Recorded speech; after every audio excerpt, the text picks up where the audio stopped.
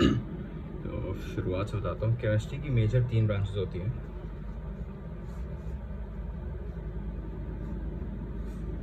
पहली है physical, second organic, third inorganic. होती और भी, पर ये 3 मेजर होती हैं। फिजिकल केमिस्ट्री में क्या करते हैं, किसी भी केमिकल रिएक्शन या केमिकल सिस्टम की जो फिजिकल प्रॉपर्टीज़ होती हैं, जैसे हीट हो गया, उसकी रैंडमनेस, ये सब कैलकुलेट और मेजर करते हैं। तो उस चीज़ को फिजिकल केमिस्ट्री बोलते हैं। लाइक फॉर एग्जांपल, जैसे कोयला जब जलता है तो जितनी हीट इवॉल्व होती है उसको मेजर करना, ये सब मेजर करना, इसको फिजिकल में पढ़ते हैं। Organic basically carbon containing compounds की स्टडी होती है। ठीक है, वैसे कंपाउंड्स जिनके अंदर कार्बन प्रेजेंट हो उसको बोलते हैं ऑर्गेनिक केमिस्ट्री। इनऑर्गेनिक जो कार्बन के जिसमें ना हो और बाकी कंपाउंड्स हो, जैसे नमक होता है NaCl, इसमें कार्बन तो है नहीं। सोडियम होता है Na, और Cl मतलब क्लोराइड, सोडियम क्लोराइड मतलब NaCl। ठीक है, इसको बोलते हैं कॉमन सॉल्ट। तो उसकी स्टडी हम लोग इनऑर्गेनिक के अंडर करते हैं। ठीक है, अभी मैं बताता हूँ ऑर्गेनिक केमिस्ट्री। तो ऑर्गेनिक केमिस्ट्री में बेसिकली ऑर्गेनिक कंपाउंड्स की स्टडी करते हैं। ऑर्गेनिक कंपाउंड्स क्या होते हैं? पहला, दे कंटेन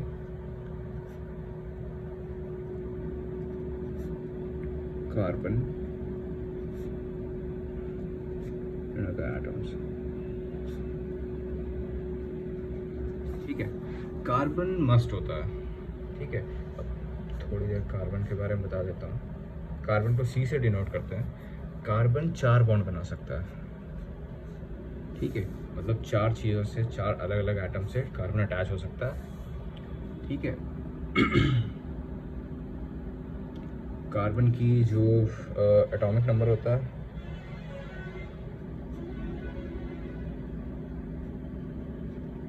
सिक्स होता है। ठीक है, और मास नंबर 12। ठीक है, हाँ, तो कार्बन का जो एटॉमिक नंबर होता है वो 6 होता है, और कार्बन 4 बॉन्ड बना सकता है। ठीक है, और जैसे ऑर्गेनिक कंपाउंड्स में सेकेंड पॉइंट, कार्बन के अलावा इसमें हाइड्रोजन मतलब H2, oxygen O2, nitrogen N2 etcetera, ये सब भी प्रेजेंट हो सकता है ऑर्गेनिक कंपाउंड्स में। ठीक है। थर्ड पॉइंट तुम्हारे नोट्स के हिसाब से है most volatile.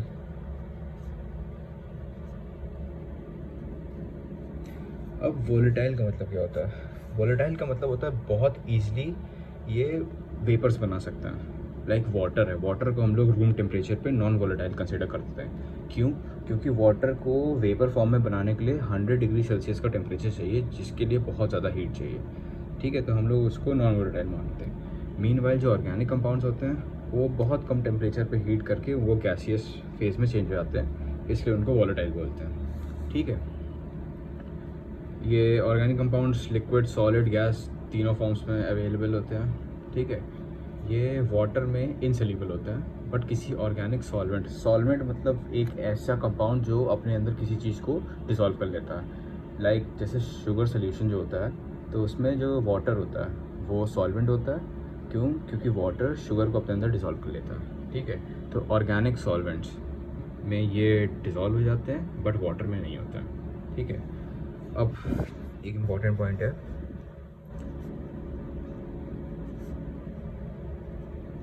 They have CH bonds. CH bond का क्या मतलब है? मतलब कार्बन हाइड्रोजन बॉन्ड। इधर C का मतलब होता है कार्बन, होता है हाइड्रोजन। ठीक है, मैंने अभी बताया कि कार्बन 4 बॉन्ड बना सकता है, तो कार्बन ऐसे करके 4 हाइड्रोजन से अटैच हो सकता है। ठीक है, ये जो कंपाउंड है इसको बोलते हैं हम लोग मीथेन।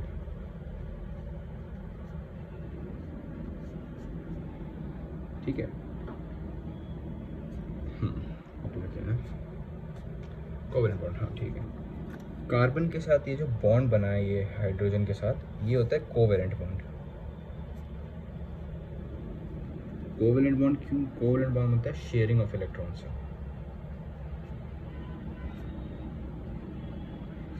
तुम ऐसे समझ लो जैसे ये कार्बन है, इसके पास ये एक इलेक्ट्रॉन है, एक इधर से हाइड्रोजन है, इसके पास ये एक इलेक्ट्रॉन है, तो दोनों आपस में एक बॉन्ड बना लेते हैं, शेयर कर लेते हैं अपने इलेक्ट्रॉन्स और एक एक बॉन्ड बना देते हैं, उस वैसे ही ये बॉन्ड फॉर्म होता है। ठीक है, ऐसे कार्बन 4 बॉन्ड बना सकता है, बट हाइड्रोजन सिर्फ एक बना सकता है। ठीक है, मतलब हाइड्रोजन यहाँ फर्दर किसी और चीज़ से अटैच नहीं हो सकता, ये गलत है, बट कार्बन 4 चीज़ों से अटैच हो सकता है। ठीक है, अब नेक्स्ट पॉइंट है ऑर्गेनिक कंपाउंड्स मेनली क्या कहते हैं, जो लिविंग थिंग्स होती हैं उनसे मिलता है, जैसे प्लांट्स, एनिमल्स, इन सबसे। ठीक है उसके बाद जो अगला है, in aqua solution poor conductors of heat and electricity, ये तो रट लेना। एक्वा सोल्यूशन मतलब होता है पानी में जब इनको घोल दिया जाए, ठीक है, तो वो पुअर कंडक्टर्स हो जाते हैं, मतलब अपने पुअर कंडक्टर समझ लो कि इलेक्ट्रिसिटी को मतलब अलाउ नहीं करते हैं कि वो पास हो उनके थ्रू। ठीक है, हाँ। अब इनऑर्गेनिक कंपाउंड्स क्या होते हैं, लिखूंगा नहीं, तो ऐसे ही बता दे रहा हूँ। बेसिकली वो कंपाउंड्स जिनके अंदर कार्बन प्रेजेंट ना हो उनको बोलते हैं इनऑर्गेनिक कंपाउंड्स। ठीक है, वो नॉन वोलेटाइल होते हैं, मतलब उनको काफ़ी ज़्यादा हीट और एनर्जी चाहिए गैसियस फॉर्म में चेंज होने के लिए। ठीक है, मोस्टली सॉलिड फॉर्म में मिलते हैं ये वाटर में डिज़ोल्व हो जाते हैं, बट ऑर्गेनिक सॉल्वेंट्स में नहीं होता है। ठीक है, इनके अंदर CH बॉन्ड नहीं होता, नॉन लिविंग थिंग्स में पाए जाते हैं ये। इसके बाद है अब आयनिक बॉन्ड। आयनिक बॉन्ड मैं बता दे रहा हूँ।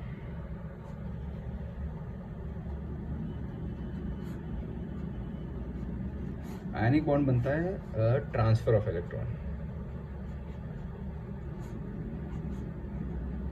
ठीक है, एक एग्जांपल बता दो, जैसे सोडियम है, सोडियम का जो सबसे बाहर वाला शेल होता है उसके अंदर एक इलेक्ट्रॉन होता है। ठीक है, और क्लोरीन है, क्लोरीन का जो सबसे बाहर वाला शेल होता है उसके अंदर 7 इलेक्ट्रॉन होते हैं।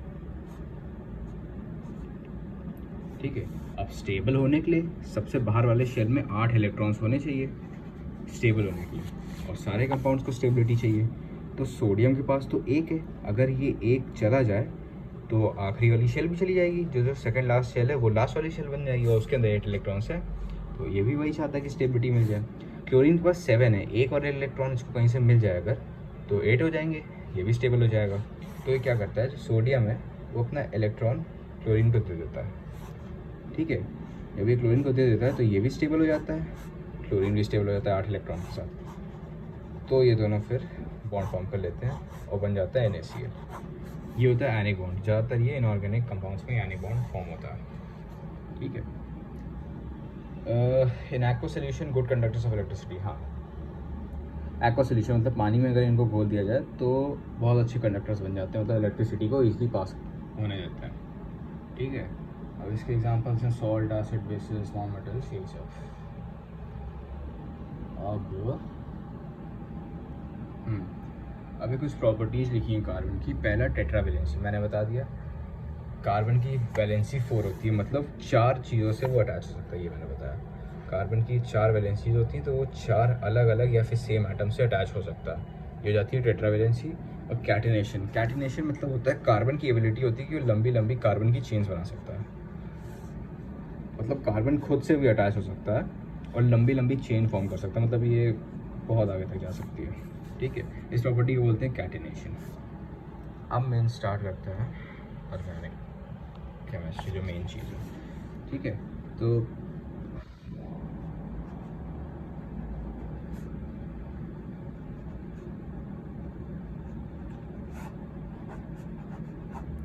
ऑर्गेनिक कंपाउंड्स 2 टाइप में डिवाइड होते हैं। पहले होते हैं सैचुरेटेड, दूसरे होते हैं अनसैचुरेटेड। सैचुरेटेड बेसिकली वो होते हैं जिसमें सिर्फ सिंगल बॉन्ड्स हैं। ठीक है, सिंगल बॉन्ड मतलब कार्बन की चारों वैलेंसी सेटिस्फाइड हो, मतलब कार्बन 4 अलग अलग चीज़ों से अटैच हो। ठीक है, इसमें आते हैं एल्केन्स। अनसैचुरेटेड होते हैं जिसमें डबल बॉन्ड हो या फिर ट्रिपल बॉन्ड हो। मतलब कार्बन 4 चीज़ों से अटैच नहीं होता है। डबल बॉन्ड मतलब कार्बन 2 बॉन्ड बना लेगा अपने साथ ही, ठीक है। अब 2 बॉन्ड यहाँ बन गए, टोटल 4 बना सकता है, तो 2 और जुड़ सकती हैं चीज़ें ऐसे, सॉरी, ठीक है। एक बार फिर से बता दे रहा हूँ। डबल बॉन्ड का मतलब कार्बन ने अपने साथ ही दो बॉन्ड बना दिए, ठीक है। तो अब कार्बन टोटल 4 बना सकता है, 2 इधर हो गए तो 2 और बचे, इधर भी ये 2 हो गए तो 2 और बचे, ठीक है। तो कार्बन में 4 डिफरेंट चीज़ें अटैच नहीं है, इसलिए इसको बोलते हैं अनसैचुरेटेड। अनसैचुरेटेड 2 टाइप के होते हैं, एक होता है एल्कीन जिसमें डबल बॉन्ड है, एक होता है एल्काइन जिसमें ट्रिपल बॉन्ड है, ठीक है। अभी हम लोग को पढ़ना है एल्केन के बारे में। अब एल्केन वो होते हैं जिसमें सिंगल बॉन्ड होता है, ठीक है। मैं नोट्स भी खोल लूँ तुम्हारे, हाँ, ओके। तो एल्केन्स वो होते हैं जिनके अंदर सिंगल बॉन्ड होता है सिर्फ, ठीक है। मतलब जैसे कार्बन है वो अपने साथ ही या फिर बाकी कंपाउंड का सिर्फ सिंगल बॉन्ड बना के ऐसे जुड़ा है, ठीक है, ऐसे। अब हाँ, एक चीज़ का याद रखना कि कार्बन सिर्फ 4 बॉन्ड बनाता है। तो देखो यहाँ पर 1 2 3 4 बॉन्ड इससे बना है, इस कार्बन ने भी 1 2 3 4 बॉन्ड बना है, तो ये कंपाउंड स्टेबल है, ठीक है। अब इसमें एक सीरीज आती है, होमोलोगस सीरीज।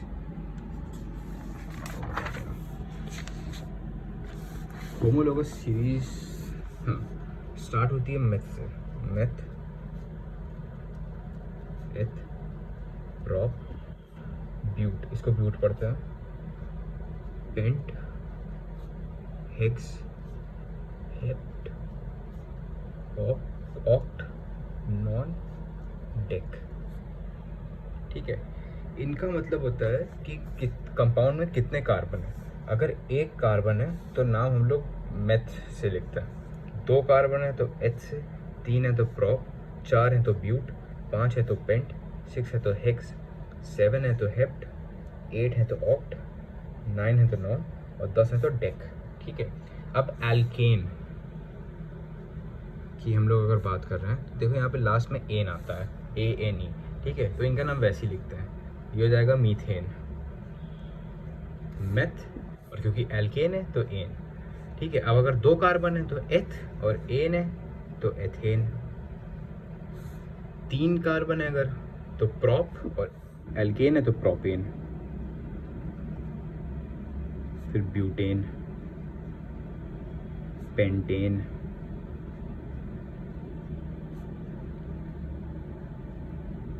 हेक्सेन, हेप्टेन, फिर ये हो जाएगा ऑक्टेन, नोनेन और डेकेन। अब इनको बनाते कैसे हैं? पहले मीथेन मतलब 1 कार्बन, तो 1 कार्बन बना लिया हम लोगों ने, ठीक है। अब एल्केन है मतलब सारे सिंगल बॉन्ड ही होंगे, और कार्बन कितने बना सकते हैं? टोटल 4 बॉन्ड, तो 1 2 3 4। एल्केन है तो सारे सिंगल बॉन्ड, ठीक है, तो ये हाइड्रोजन से जुड़ जाता है, तो ये बन गया मीथेन। और हाँ, एक बात याद रखना, इन सारे कंपाउंड में सिर्फ कार्बन और हाइड्रोजन होते हैं, ऑक्सीजन नाइट्रोजन वाले दूसरे कंपाउंड होते हैं, इसमें सिर्फ कार्बन और हाइड्रोजन होता है, ठीक है। अब अगर 2 कार्बन है अपने पास, ये हो गए 1 2, ठीक है, तो और एल्केन है क्योंकि, तो सारे सिंगल बॉन्ड। अब 1 कार्बन कितने बॉन्ड बना सकता है? 4, तो इस कार्बन को अगर देखें तो 1 बॉन्ड तो बन गया, 2 3 4। सिमिलरली इस कार्बन के लिए 1 ही बॉन्ड इधर बन गया, फिर 1 2 3, टोटल 4 हो गए, 1 2 3 4 इसके 4, 1 2 3 4 इसके 4, ठीक है।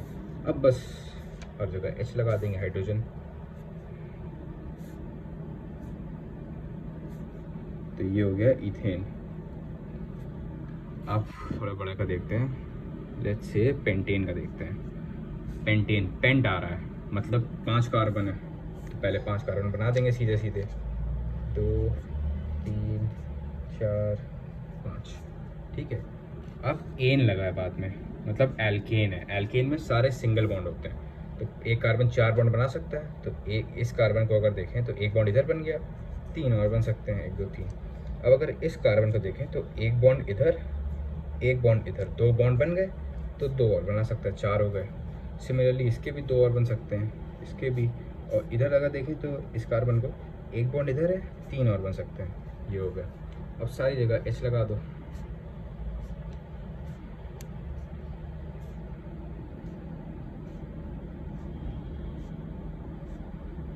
ठीक है। तो ये बन गया अपना पेंटीन, ये हो गया।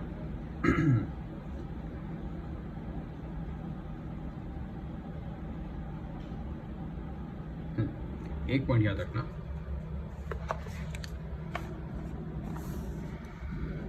As number of carbon atom increases, जैसे जैसे कार्बन एटम इंक्रीज करते हैं, जैसे मेथ में उसमें 1 है, एथ में 2 है, फिर प्रोपेन है उसमें 3 है, तो जैसे जैसे number of carbon atoms increase करते हैं, मेल्टिंग पॉइंट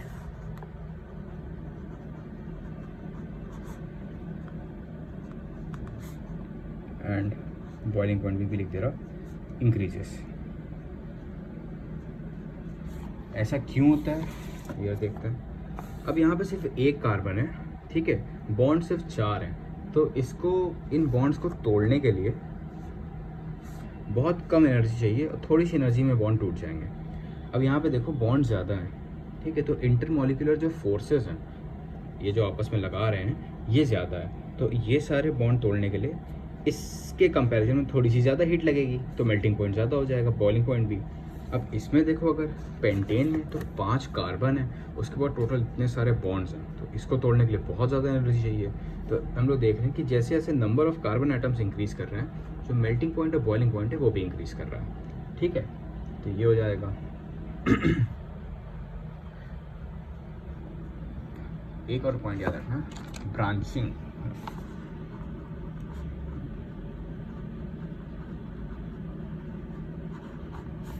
ठीक है, ब्रांचिंग का क्या मतलब होता है, लेट्स से हम लोगों के पास पेंटेन है, ठीक है, 1 2 3 4 5। अब हम लोग इसको ऐसे बना सकते हैं, ठीक है, या फिर मैं क्या करूं, इस कार्बन को उठाऊं और यहाँ पे लगा दूं, तो क्या हो जाएगा, 1 2 3 4 5। अभी भी 5 कार्बन है, अगर हाइड्रोजन लगाएं तब भी हम लोगों के पास उतने ही होंगे, 1 2 3 4।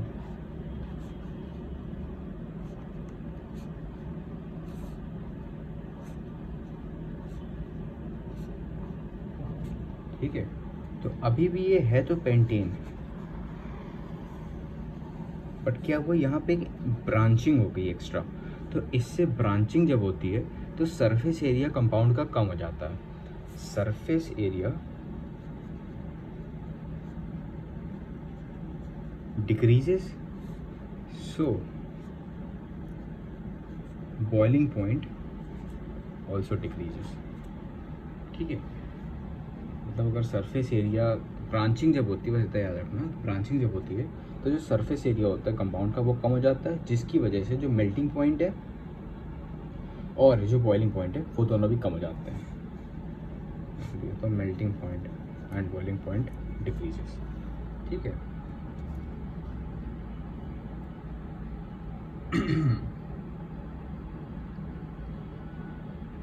एक और इम्पॉर्टेंट चीज़ बता दे रहा हूँ, फॉर्मूला, जनरल फॉर्मूला।